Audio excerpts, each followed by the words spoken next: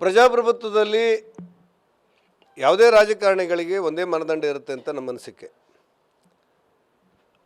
ಸಂಸದ ಅನಂತಕುಮಾರ್ ಹೆಗಡೆಯವರು ಮುಖ್ಯಮಂತ್ರಿಗಳ ಬಗ್ಗೆ ಏಕವಚನದಲ್ಲಿ ಮಾತಾಡಿದ್ದಾರೆ ಅಂತ ಖಂಡಿಸುವಾಗ ಯಾರೂ ಕೂಡ ಏಕವಚನದಲ್ಲಿ ಮಾತನಾಡಬಾರ್ದು ಅನ್ನೋದು ಸಾರ್ವತ್ರಿಕವಾದ ನಿಲುವು. ಆದರೆ ಮುಖ್ಯಮಂತ್ರಿಗಳ ಬಗ್ಗೆ ಏಕವಚನದಲ್ಲಿ ಮಾತಾಡಿದ್ದಾರೆ ಅಂತ ಖಂಡಿಸುವಾಗ ಗೌರವಾನ್ವಿತ ಮುಖ್ಯಮಂತ್ರಿಗಳಾದ ಸಿದ್ದರಾಮಯ್ಯನವರು ಪ್ರಧಾನಿ ನರೇಂದ್ರ ಮೋದಿಯವರ ಬಗ್ಗೆ ತುಂಬ ಕೆಟ್ಟದಾಗಿ ಏಕವಚನದಲ್ಲಿ ಬೈಯುವುದು ಕೂಡ ಚರ್ಚಿಸಬಹುದಾದಂಥ ವಿಷಯಗಳಲ್ಲೊಂದು. ಹಾಗಾಗಿ ನಾನು ಕಾಂಗ್ರೆಸ್ಸಿನ ಮುಖಂಡರಿಗೆ ಆಗ್ರಹಪಡಿಸುವುದೇನೆಂದರೆ, ಯಾವತ್ತೂ ಕೂಡ ಚರ್ಚೆ ಏಕಮುಖವಾಗಿ ಸಾಗಬಾರ್ದು. ಅನಂತಕುಮಾರ್ ಹೆಗಡೆಯವರು ಕರ್ನಾಟಕದ ಮುಖ್ಯಮಂತ್ರಿಗಳನ್ನು ಏಕವಚನದಲ್ಲಿ ಮಾತನಾಡಿದ್ದಾರೆ ಅಂತ ನೀವು ಖಂಡಿಸುವಾಗ ಅದರ ಜೊತೆಯಲ್ಲಿ ದೇಶದ ಪ್ರಧಾನಮಂತ್ರಿ ನರೇಂದ್ರ ಮೋದಿಯವರನ್ನ ಏಕವಚನದಲ್ಲಿ ಬೈದಂಥ ಮುಖ್ಯಮಂತ್ರಿಗಳ ನಿಲುವನ್ನು ಕೂಡ ನೀವು ಖಂಡಿಸಿದರೆ ನಿಮ್ಮ ಎರಡೂ ಖಂಡನೆಗಳಿಗೆ ಒಂದು ಗೌರವದ ಅರ್ಥ ಬರುತ್ತೆ. ಆ ಕಾರಣಕ್ಕೆ ನಾನು ಆಗ್ರಹಪಡಿಸ್ತೇನೆ. ಅನಂತಕುಮಾರ್ ಹೆಗಡೆಯವರು ಏಕವಚನದಲ್ಲಿ ಕರೆದಿದ್ದಾರೆ ಅನ್ನುವುದು ಚರ್ಚಾಸ್ಪದ ವಿಷಯವಾಗುವಾಗ ಗೌರವಾನ್ವಿತ ಮುಖ್ಯಮಂತ್ರಿಗಳಾದಂಥ ಸಿದ್ದರಾಮಯ್ಯನವರು ದೇಶದ ಪ್ರಧಾನಿ ನರೇಂದ್ರ ಮೋದಿಯವರನ್ನು ಏಕವಚನದಲ್ಲಿ ಕರೆದದ್ದು ಕೂಡ ತಪ್ಪು ಅನ್ನುವಂಥ ಭಾವನೆಗಳು ನಿಮ್ಮಲ್ಲಿ ಬಂದಾಗ ಮಾತ್ರ ಇವತ್ತಿನ ಒಟ್ಟು ಚರ್ಚೆಗೆ ಒಂದು ಗೌರವ ಬರುತ್ತೆ ಅಂತ ನನಗನ್ಸುತ್ತೆ. ಪ್ರಜಾಪ್ರಭುತ್ವದಲ್ಲಿ ಯಾವುದೇ ರಾಜಕಾರಣಿಗಳಿಗೆ ಒಂದೇ ಮಾನದಂಡ ಇರುತ್ತೆ ಅಂತ ನಮ್ಮ ಅನಿಸಿಕೆ.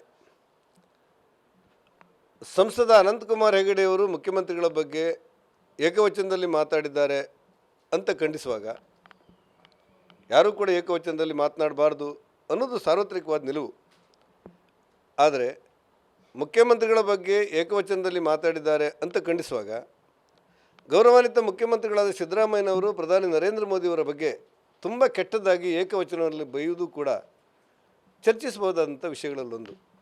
ಹಾಗಾಗಿ ನಾನು ಕಾಂಗ್ರೆಸ್ಸಿನ ಮುಖಂಡರಿಗೆ ಆಗ್ರಹಪಡಿಸುವುದೇನೆಂದರೆ, ಯಾವತ್ತೂ ಕೂಡ ಚರ್ಚೆ ಏಕಮುಖವಾಗಿ ಸಾಗಬಾರ್ದು.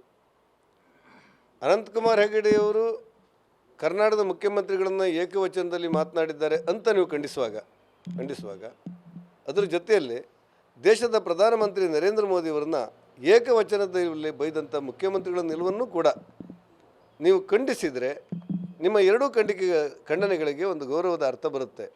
ಆ ಕಾರಣಕ್ಕೆ ನಾನು ಆಗ್ರಹಪಡಿಸ್ತೇನೆ.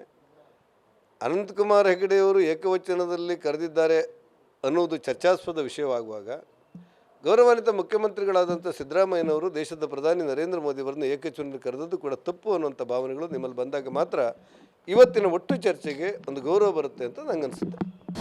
ಅನುಕ್ಷಣದ ಸುದ್ದಿಗಳಿಗಾಗಿ ವಿಸ್ತಾರ ನ್ಯೂಸ್ ಯೂಟ್ಯೂಬ್ ಚಾನೆಲ್ ಸಬ್ಸ್ಕ್ರೈಬ್ ಮಾಡಿ. ಹೊಸ ಸುದ್ದಿಗಳ ನೋಟಿಫಿಕೇಶನ್ಗಾಗಿ ಬೆಲ್ ಐಕಾನ್ ಕ್ಲಿಕ್ ಮಾಡಿ. ಲೇಟೆಸ್ಟ್ ಅಪ್ಡೇಟ್ಸ್ಗಾಗಿ www.vistaranews.com ವೆಬ್ಸೈಟ್ಗೆ ವಿಸಿಟ್ ಮಾಡಿ. ಅಂಗೈಯಲ್ಲೇ ಜಗತ್ತಿನ ಸುದ್ದಿ ತಿಳಿಯಲು ವಿಸ್ತಾರ ನ್ಯೂಸ್ ಕನ್ನಡ ಆಪ್ ಡೌನ್ಲೋಡ್ ಮಾಡಿ.